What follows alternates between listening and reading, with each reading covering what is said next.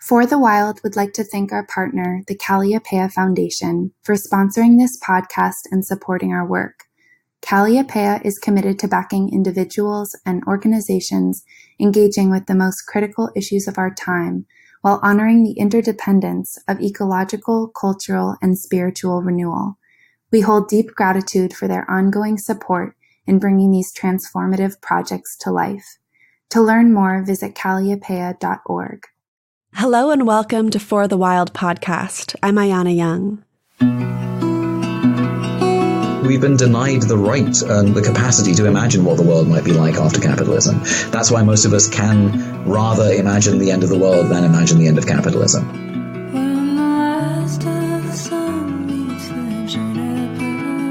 Today we are speaking with Raj Patel.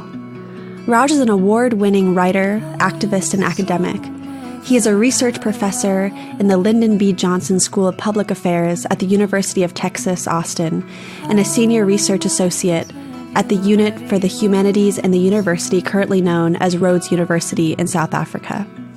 He has degrees from the University of Oxford, the London School of Economics, and Cornell University. He's worked for the World Bank and WTO and protested against them around the world. Raj co-taught the 2014 Edible Education class at UC Berkeley with Michael Pollan. In 2016, he was recognized with the James Beard Foundation Leadership Award. He has testified about the causes of the global food crisis to the U.S. Housing Financial Service Committee and was an advisor to Oliver de Schutter, the United Nations Special Reporter to the Right to Food. Thank you so much, Raj, for joining us today. It's a pleasure to be here, Ayana. Wonderful.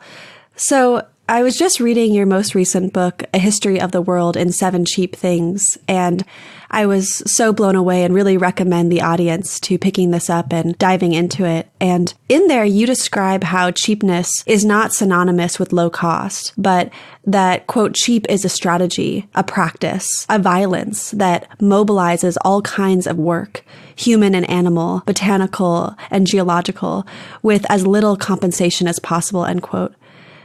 So would you mind elaborating on this definition of cheapness and also describe how the advent of cheapness is connected to the transition away from a way of collective existence in which the connections between all life forms and the nourishment they provide is appreciated towards one in which everything is viewed as now stuff and commodities and nothing is sacred? Well, Anna, you've put your finger on the sort of central story that we wanted to tell when writing this history of the world in 7 Cheap Things. Because, look, every human civilization has appropriated and used the natural world in a certain way. And, you know, there's a long and storied history about some of the civilizations that have run out of steam because they exhausted the sort of ecological foundations on which they depended.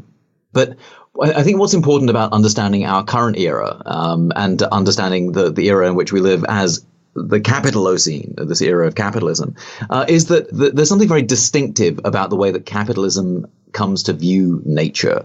Because, as I say, I mean, every sort of human society has a word for itself, you know, whether it's the chosen people or, you know, the people of the Middle Kingdom or whatever it is. But in capitalism, there's a very strange idea of society and its opposite. The opposite of society in modern capitalism is nature.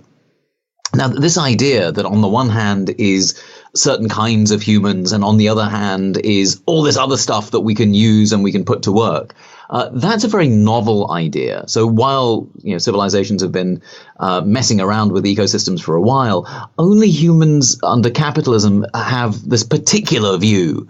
And the trouble with that is that by abstracting certain kinds of humans into society and leaving the rest of humans, usually that's women and people of color, in this sort of natural category, you end up with the possibility of precisely observing that anything that isn't part of society is fair game to be turned into a commodity and to be bought and sold, and to be manipulated and used in various ways. And that history, you know, we trace really from the sort of 1400s, but it's something that the consequences of which we live with today.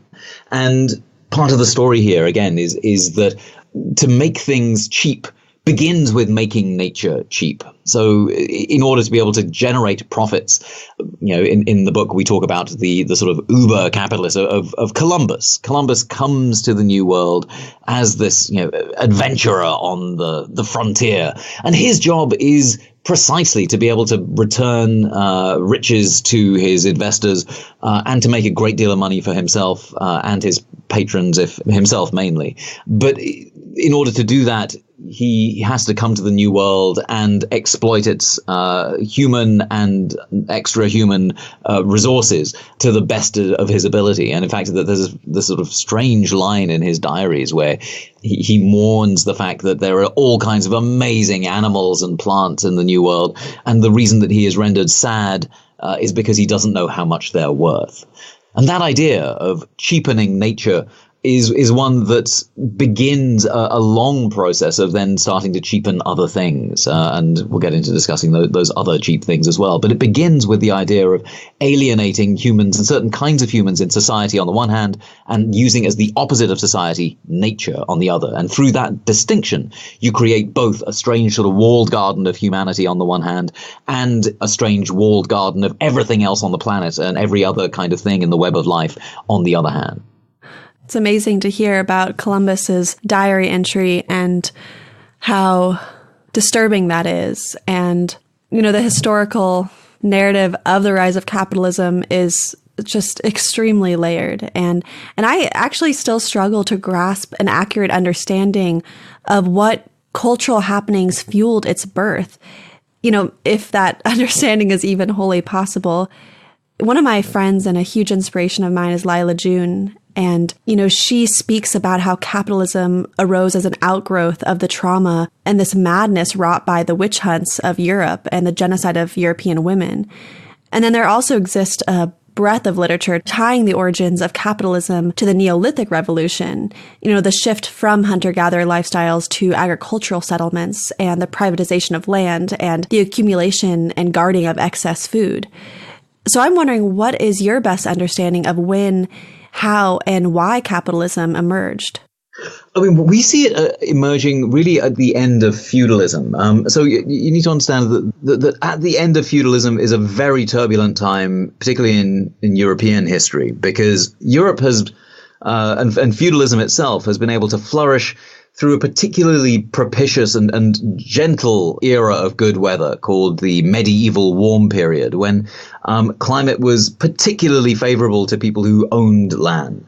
But merely owning land doesn't necessarily make you a capitalist. It just means that certainly under feudalism, there are certain kinds of rights and responsibilities that feudal lords have to their peasants, and peasants' labor is extracted. But, in bad times, it's definitely the lord's responsibility to take care of the peasantry. Now, this isn't to argue for a return to feudalism, but it's just to observe that there was a sort of moral economy of feudalism. But after you have the end of the medieval warm period, so you have this climate catastrophe, and you have the Black Death. So you have this horrific period in which a third of the European population is killed by the bubonic plague.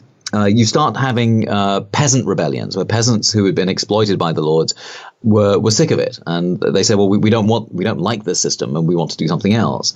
And some peasants had ideas about being autonomous and being able to grow their own things on their own land, and data suggests that had they been allowed to do that, they would have been much, much better off. They'd have been able to increase food output by double, and if not 3 times as much, in some estimates suggest. But instead, we trace the origin of capitalism not to some devious plot, but it's just something that worked for the lords, who couldn't reimpose serfdom and instead start embarking on colonial adventures that are an outcropping of things like the Crusades.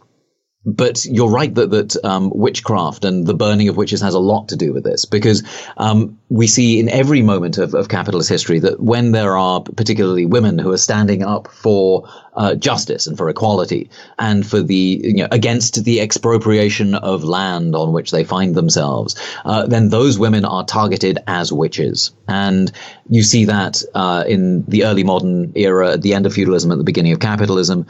You see it in the witch trials here in the United States, and you still see it in parts of Africa where land grabs are happening and where women who find themselves and their communities on top of mineral wealth all of a sudden become persecuted as a result of their defense of the commons and of their way of life. And if people want to learn more about that, the amazing political economist Silvia Federici has terrific work on the modern witch burnings that comes out of her work called Caliban and the Witch. Earlier, you mentioned this idea of how capitalism has othered the vast majority of humanity, which could be women, people of color, indigenous peoples, those who don't conform to the gender binary, etc. So in a way that their subjugation and exploitation into cheapness is actually justified within this system. And how this justification is related to being associated with nature, which is viewed as separate from civilized society, which is what you were talking about. So was that brought up in this feudal time, or did that go hand in hand? It sort of gets underway in particular under colonialism, because one of the first colonial adventures is the British in Ireland. And they see themselves as bringing civilization to people who are beyond the pale. I mean, if you've heard of the term beyond the pale, you may think, well, it's for something to be beyond the pale is for it to be ridiculous or crazy. But initially, the idea of the pale itself was a border between the civilized English colony in Ireland and the savage Irish. And the Irish were called savages. And this language of savagery and wildness is very weird. It emerges and it becomes a bad word to be savage and wild, precisely at the moment that it becomes a good thing to be part of society. And so to have the Irish on the other side of the pale and to have them be deemed uncivilized opens the door to expropriating them in the name of bringing civilization to the benighted. And that's, along similar lines to the kinds of logic that the Spanish were using in the New World, where they said, look, we're here to bring Christianity to you, and if you do not recognize the King of Spain and the Lord Jesus Christ, then we will recognize you as infidels or apostates, and we will enslave you for your own good for the next 2 generations. And of course, this declaration was read out in Spanish, and people didn't take well to that in First Nations here in the New World. But again, it's precisely because they were deemed to be lacking in civilization that then they were subjugated and enslaved. And that logic was put into practice certainly with a vigor in the New World. But the subjugation of the Irish, of course, is still a long and dark and under-researched and unacknowledged history of English colonialism. There's another thought I was having of the 7 categories detailed in A History of the World in 7 Cheap Things. I felt that cheap care and cheap labor are among the most underrepresented within the dialogue of the Anthropocene and climate change. And I really want to take a moment and make space to acknowledge the human hands and hearts that are still enslaved and exploited in order to sustain all the moving pieces of the capitalist machine, the accumulation of wealth and the cheapness of it all. In your book, you note that, quote, there are more humans in forced labor in the 21st century than there were transported by the Atlantic slave trade, with nearly 21 million people in forced labor in 2012, end quote. 2.2 million in labor forced upon them by the state in prison work or rebel military groups. There's 4.5 million in commercial sexual exploitation and 14.2 in forced economic exploitation, end quote. Yet modern slavery, it still remains out of sight and out of mind to the majority of Westerners or the privileged class. And even though it's at the root of nearly all of the commercial products and substances and goods and much of the food we eat, so I'm wondering if you could shed light on the scope of slave labor in existence today, including that which is found here in North America, for example, through the prison industrial complex and migrant labor. Well, yeah, alas, the story's worse than we wrote about in the book. Just as the book came out, the International Labour Organization released new data on the state of modern slavery. The data is now that there are 40 million people, 25 million in forced labor and 15 million in forced marriage. And I'm so glad that you took a moment to recognize that work and care, labor and care certainly are two sides of the same coin, that you can't have work without people to manage and to bring up and to maintain and to care for broken bodies, broken through paid or underpaid work. And the trouble is that, we may think, for example, of our cell phones and say, well, the coders who were paid this were paid very well. And some coders will say, well, not well enough. And, we're exploiting ourselves and working every hour God sends. And, we're doing it just to be able to stay on the treadmill of surviving in the Bay Area or wherever it is. And beneath their exploitation is the exploitation of, say, the workers who clean up after them, the janitors, the care workers, the domestic workers. And beneath them, if you look at your cell phone and you look at the desperately underpaid workers who assemble these things in China and Taiwan, and then in order to have the minerals that go into your cell phone, there is exploitation happening, and in some cases modern day slavery in places like the Democratic Republic of Congo, where modern slavery exists in the mining of rare earth metals. And so the cell phone in your pocket is the complex kind of layer cake of different kinds of exploitation, all of which is underwritten by the need for free and cheap care and free and cheap minerals and free and cheap energy. Free and cheap food for the workers all the way along that labor chain. And so that story is one that's already very close to us. It's right here in our hands, in our pockets. But in the United States, our food comes from, as you say, sort of the prison industrial complex. We have, I've been writing recently about chicken, and in the US chicken industry, there are workers who are prison inmates who are paid 25 cents an hour in some drug rehabilitation centers. Again, people in these centers are sent to work at chicken factories as part of their therapy, and they're paid nothing at all. And on top of that, there is the huge amount of domestic work that's unrecognized. The Atlantic magazine ran a recent piece called Our Slave that was about domestic workers right here in the United States, usually women, usually immigrants, who are in no position to be able to demand redress or justice for the kinds of work that they are exploited in order to be able to provide. So all of that is a global phenomenon, but it's also a very intimate and very domestic one right here in the United States.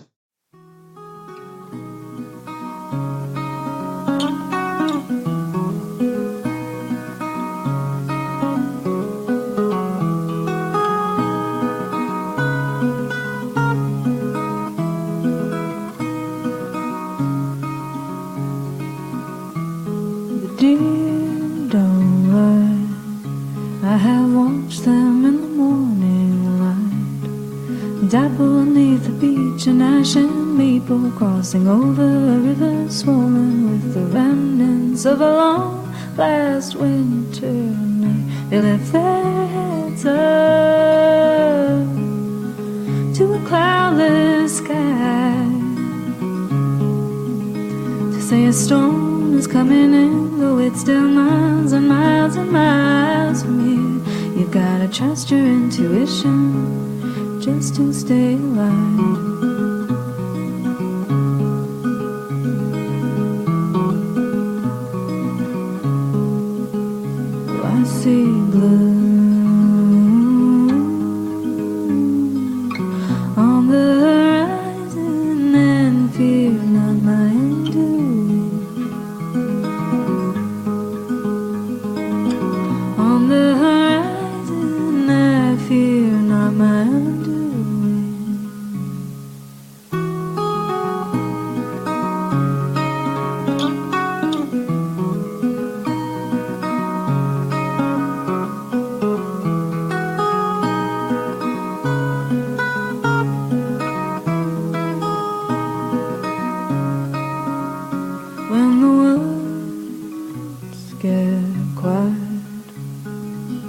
It is not silent, subtle is the choir of the mystic. The songs of the living and dying. I did not make my way out to this mountain howling, begging for a sign. For I knew I would not find it with the eyes of the skeptic. No, not with the eyes of the skeptic. Will I see blue on the horizon and fear not my undoing? On the horizon I fear not my undoing.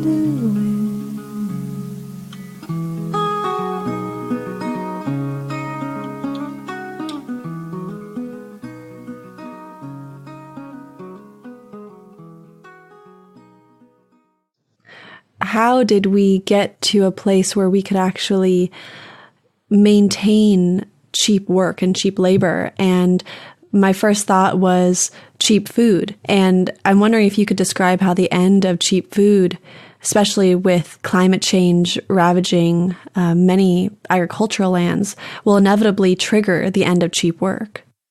So one of the things you need if wages are low and if care is unpaid and dependent, you need cheap care in order to keep your economy humming along, is cheap food. So things like the dollar burger and food that you can get at a Dollar General. And that's a sort of complex, not just of making sure that there's subsidy for the producers, but there's subsidy for consumers as well, for things like SNAP and welfare programs that make sure that Americans don't go hungry. And of course, those welfare programs are woefully inadequate. We still live in a United States where nearly 50 million people are food insecure. Now, the trouble is that cheap food can't last forever because you're always squeezing out the sort of environmental and social costs associated with that cheap food.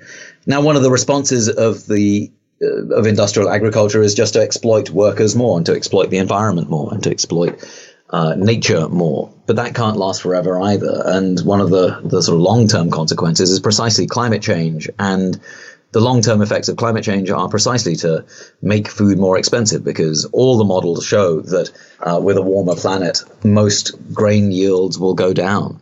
The grain that we've grown up with and that humanity has grown up with emerged through a relatively stable period of existence called the Holocene. And that period is coming to an end. With that period at an end now, the question is, well, what comes next? And whatever comes next, it's going to disrupt rather profoundly the sort of devil's bargain that comes with having cheap food as a supplement to cheap labor and low wages, and cheap energy as well. And I want to acknowledge the nuancing of modern slavery that occurs through greenwashed consumerism. You go into any organic co-op or grocery store and you'll see the shelves overflowing with fossil fuel derived plastic packaging containing exotic foods, whether it's coconut oil or goji berries, coffee, yerba mate, chocolate. And these are all coming from far reaches of the globe, marketed with pleasing pictures of birds and flowers and happy people. And I feel like this is often invoking this false sense of ethics and environmental consciousness. So I wonder about fair trade. And are the wages provided truly compatible with what we reap in Western society? And what chasm is being left in communities that export all that they nurture? Is fair trade nothing more than a fictitious green mask over the same tireless exploitation of land, water, air, animal, and human? For me, I buy fair trade coffee because the alternative is horrible, right? I mean, what do you want? Bastard coffee that involves the exploitation of children because you want your coffee to taste that much more bitter? No, of course you buy fair trade, but fair trade can be an amnesiac. I mean, fair trade allows farmers who are hanging on by their fingernails to hang on just a little bit longer. It doesn't necessarily speak to how well workers are treated. It doesn't necessarily speak to the dreams and desires of people who aren't farmers. And what are we to do with people who want things like land reform, who aren't in the position of being farmers? How does our fair trade, extra penny a pound really open up the possibilities for people who aren't even in receipt of that the generosity that we have decided to engage in. So for me, I think the important thing is to recognize, first of all, that there are people who do want fair trade to continue, who are in a position of needing that money in some cases to be able to keep the wolf from the door. And so I would buy fair trade rather than not. But I think it's also important to ask the question, well, why is it that, say, when it comes to bananas, that the Caribbean is our fruit basket here in the United States? I mean, the country that's most likely to be sending bananas to the US is Guatemala. And the reason that it grows bananas is because the United Fruit Company set up an enterprise there and took over vast amounts of the most productive land. When a democratically elected head of state said, well, we'd like to take some of your unused land and redistribute it, the United Fruit Company was so appalled that they called John Foster Dulles at the CIA, and one thing led to another, and that instigated a coup that cost the lives of 250,000 people. And there's no fair trade that makes any kind of restitution for that. And if we think that fair trade is in some way touching that history, we're sorely mistaken. But we never think that, because we think that fair trade is precisely that, the sort of purchase that confers so much virtue that we can forget everything else. And that's one of the dangers of green consumerism, is that it's precisely a way of lulling our conscience and our investigative faculties and our curiosity, so that all we have to do and all we have to be curious about is what kind of label is on the side of this kind of package. And then once we see the kinds of labels that check off the boxes of our curiosity, then we give up on being curious about our food and about how it gets to us and what the history is behind it. And that's one of the problems with the food movement, I think, is that there's a lack of historical curiosity and awareness, so that we find that it's, as you say, these emporia of feel-goodery, in the Bay Area or anywhere else. I mean, here I am in Austin, the headquarters of Whole Foods, Amazon Whole Foods now. And, there's not an aisle that I can go down and shop for land reform or for restitution for colonialism, because that's not on the menu. I think that's what it is that we need to be aware of when, as I say, I mean, this is not to smack down fair trade, but it is to say, if you think that fair trade is the best that we can do, you're sorely mistaken. It's the very minimum that needs to happen. But and in some cases, it might even be counterproductive. But we need to be thinking much more about, well, what is it that people who aren't benefiting from our largesse when we buy fair trade, well, what do they want? In Guatemala, for example. What about land reform? What about the other things? What about the choice of people in the Caribbean not to be America's fruit basket, but to be something else? Those possibilities are only thinkable after we have recognized the demands for land reform that are coming from the Caribbean, but also when we recognize how it is that we sit on top of centuries of exploitation, and we reap the rewards of that unconsciously and without demand. We never asked to be born into a society in which colonialism had brought us these goodies. But now that we know that we do live in that society, we have to take a relationship to that knowledge, and I don't think enough of us do. What would it look like to take a relationship to that knowledge? What could we do in this country, in the United States, that goes beyond just buying fair trade? Recognizing and acknowledging things like reparations for slavery, for instance, reparations for colonialism, reparations for climate debt. These aren't ideas that I'm pulling out of my hat. They're ideas that organizations and movements have long mobilized around. And they are live issues. One just has to read Ta-Nehisi Coates' arguments around restitution, the reparations for slavery. And I think that they're tremendously germane and incredibly contemporary. So that's one of the things that we can do, since the US food system was built through slavery. If one wants to know what one can do, one can partner with and support organizations that are demanding reparations for slavery. But I think that when you look at organizations like the Movement for Black Lives, those demands are very clear. So it's not like one has to go terribly far. Wherever you meet organizers from the Movement for Black Lives, you'll find these demands. Yes, those aren't initially the demands that one hears, because the demands that one hears are about survival. But if you look at the policy documents that the Movement for Black Lives has generated, reparations is in there, and it's important to recognize and own that. You brought up such an important point with land reparations, and I was speaking with Clayton Thomas Mueller a couple of weeks ago, and we were speaking about, if you care about social justice and climate justice and environmental justice, but you're not talking about the privatization of land and trying to find a way to give land back to its original inhabitants or people who don't have access to land, then we're not really dealing with the bigger issue, and we're not really going to change the underlying chasm of this culture that we're living in. So I think it's such an important point to bring up, and also to consider. It just seems that no matter where you look on the spectrum of positionalities in our current societal framework, that we are vastly devoid of fulfillment.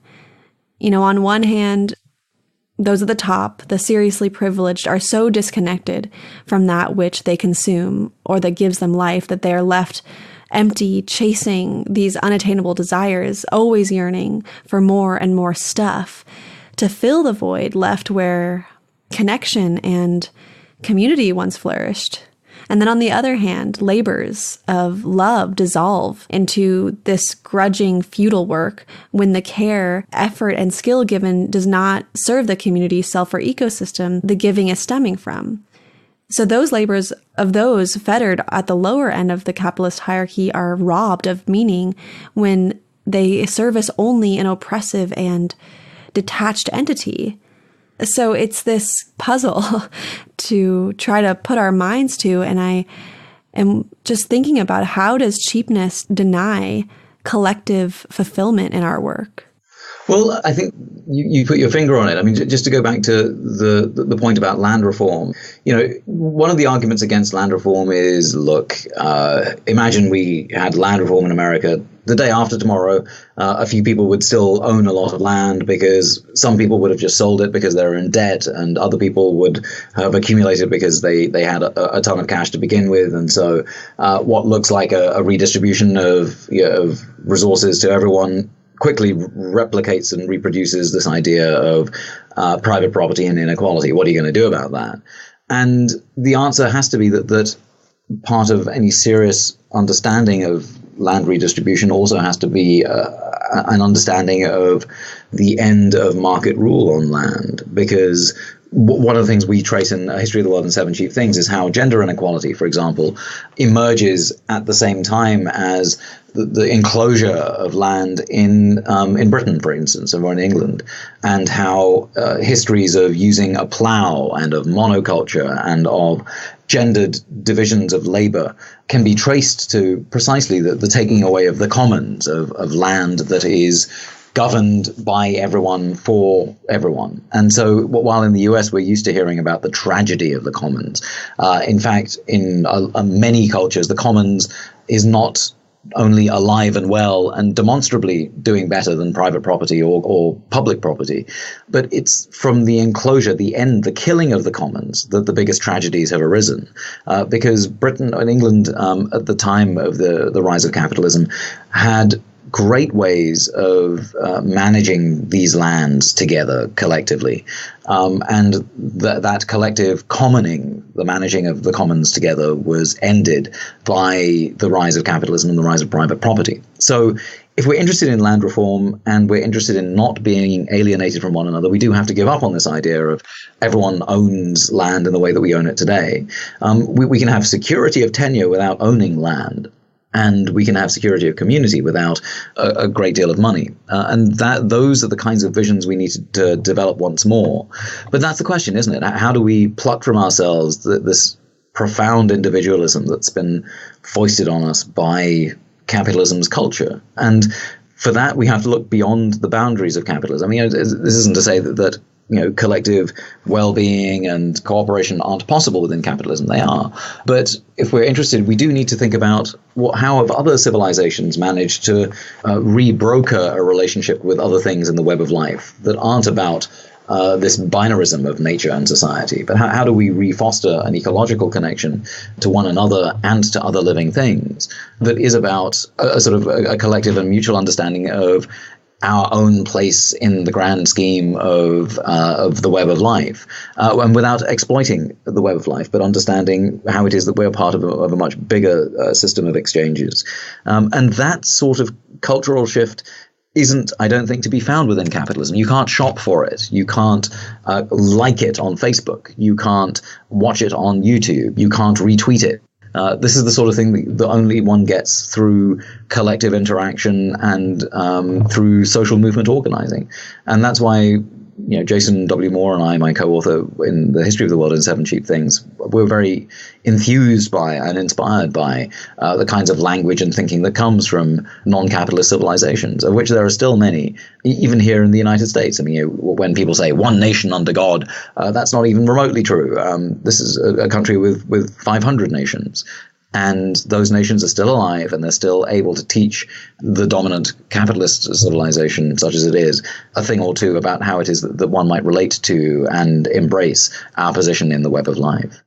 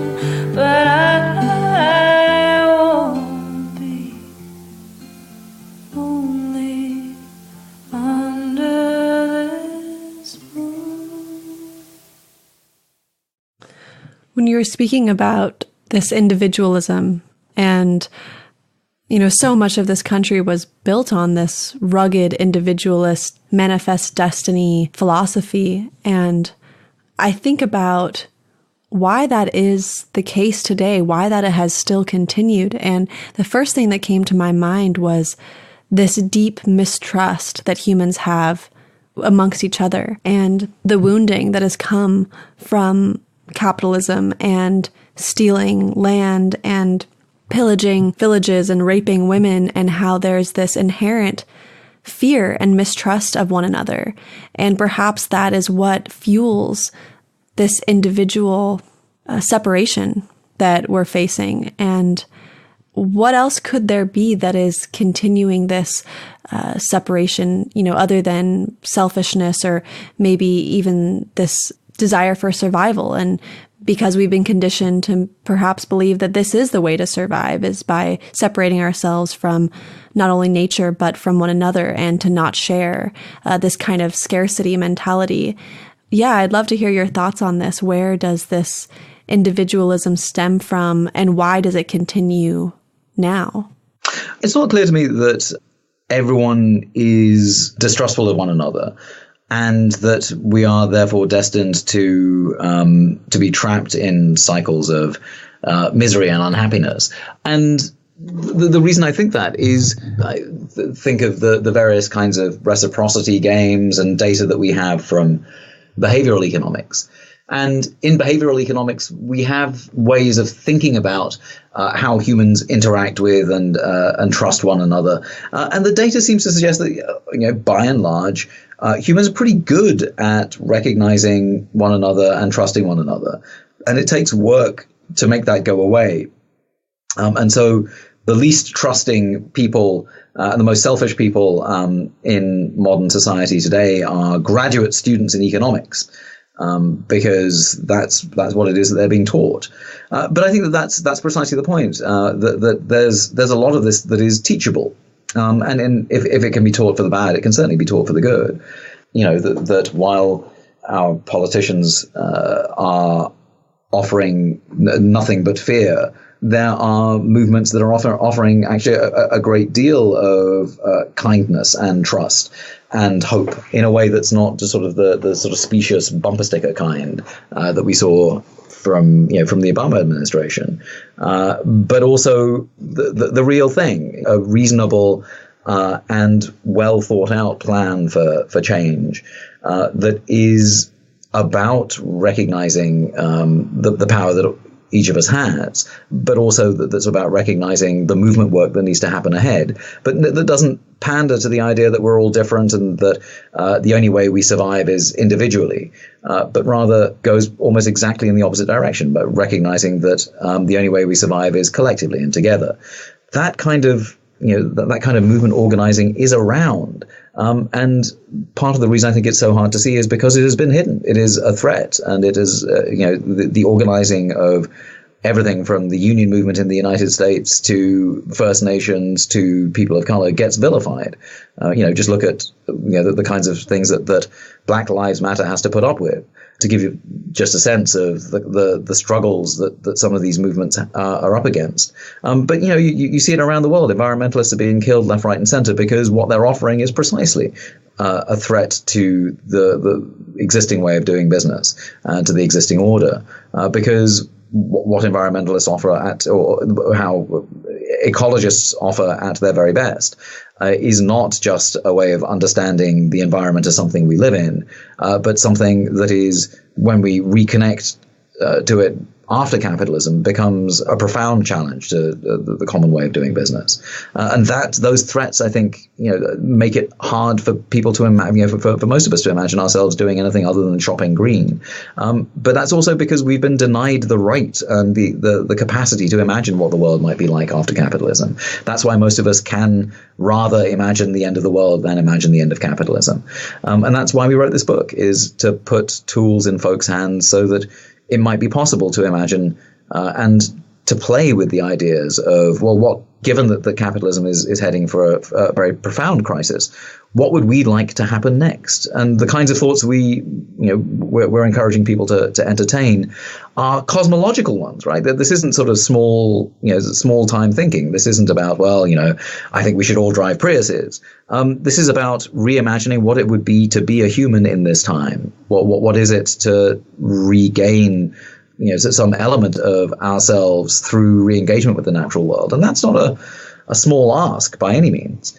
But that's, we're saying, well, yeah, that's right. It's not a small ask, because if you're imagining the end of capitalism, you have to think cosmologically large thoughts. And I think for many of us, that's kind of scary to think thoughts that big. But it's important that we do, because as capitalism and its crises become far, far worse, if we haven't thought these big thoughts, we're going to find ourselves adrift and panicked and even more scared than we are now. I couldn't agree more that we need to push past our fear to think these thoughts, to be curious and ask these questions. And I think that is the most powerful place to start, is just questioning, what does it mean to be a human in this time, in this destructive, capitalist, resource extractive world, in the Anthropocene, during climate change.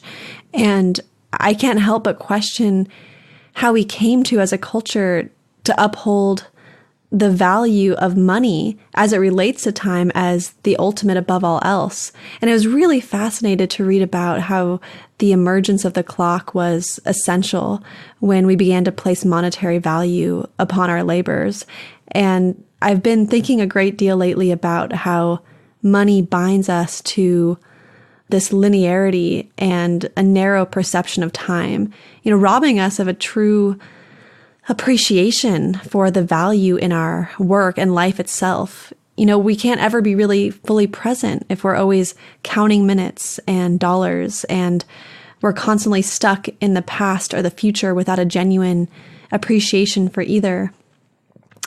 So this is kind of two thoughts, but, one is, I'm wondering, what are your thoughts on how we can begin to revalue our lives and work so that we can once again live in recognition of deep evolutionary time and our connection to the greater ecological web, and then how deep time also fits into comforting us when we are thinking about these big questions?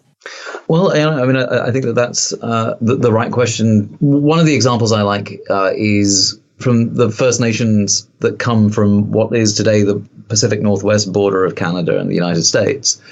I think what they suggest is that if we are to have these transformations, they can't be individual. You can't just go out and hug a tree and imagine that you've ended capitalism or that you've embraced deep time. That's not going to work. You can't just stick a zero on top of, in front of your years. And so we're recording this not in 2017, but 02017. And that kind of individual trickery doesn't work. Because the kinds of transformations we need are going to be collective. They're going to be, to reconstitute ourselves as humans and as people. And one of the examples that I like from the coastal Salish people is the Salmon Festival. They celebrate the first salmon that comes up, in September and October. The first coho, for example, will come up, and then for 10 days, no one's allowed to fish because everyone is celebrating the arrival of the salmon. And you celebrate not just the arrival of the salmon, but the treaty between your people and the salmon people.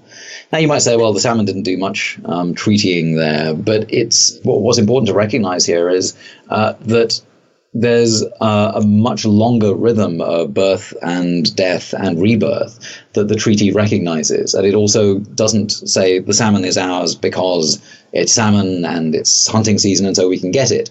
It's much more a story about how we as a people constitute ourselves and become peers with the salmon. And the only thing that peers can do is have treaties with one another.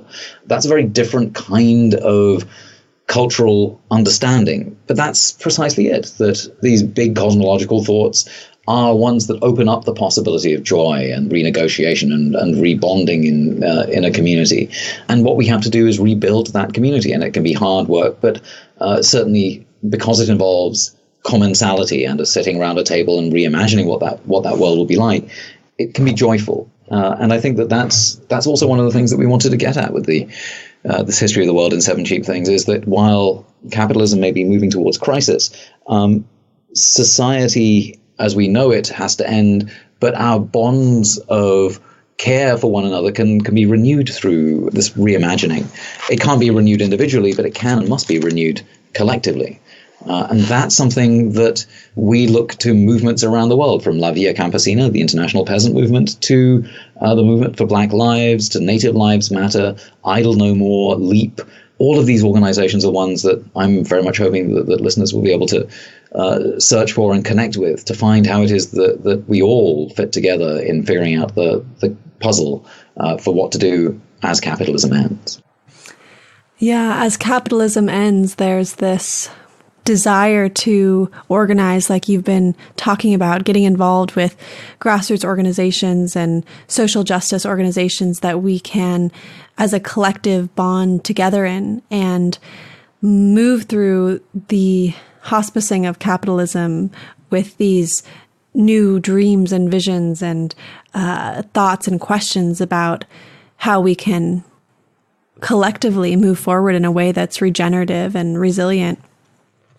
And I think about how, looking at history, that cultural evolution isn't linear, and civilizations and, whether that's capitalism or imperialism or, going back in time, have risen and fallen, and cultural ebbs and flows, just as the earth evolves.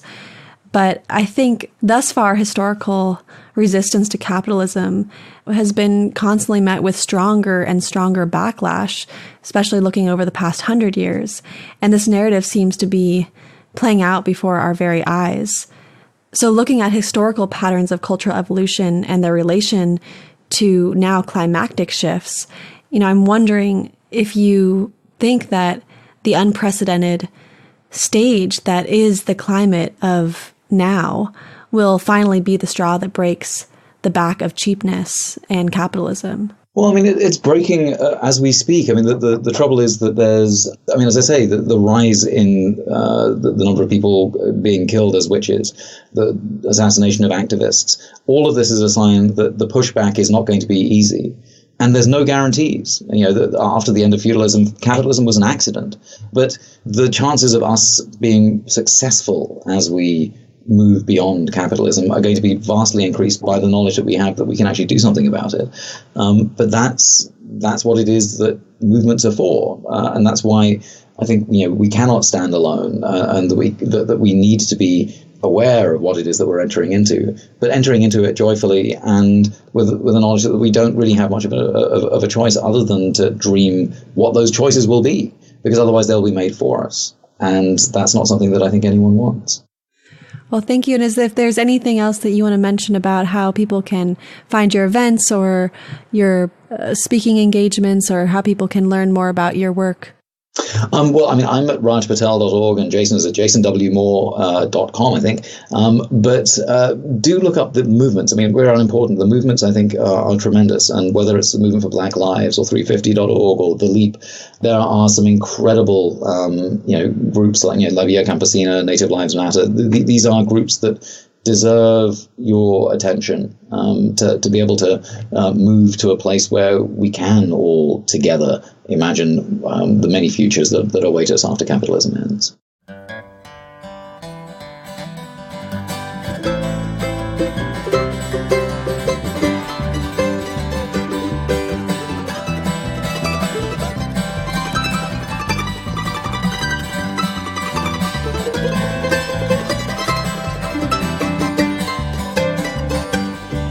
Thanks for listening to another episode of For the Wild podcast. I'm audio producer Andrew Storrs. The music in today's show was by Leah Thomas, and our theme music is by Kate Wolf.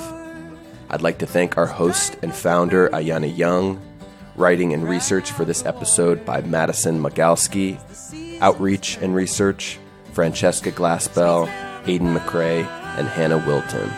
Podcast music, Carter Lou McElroy. Digital community organizing, Suzanne Dollywall and Aaron Wise.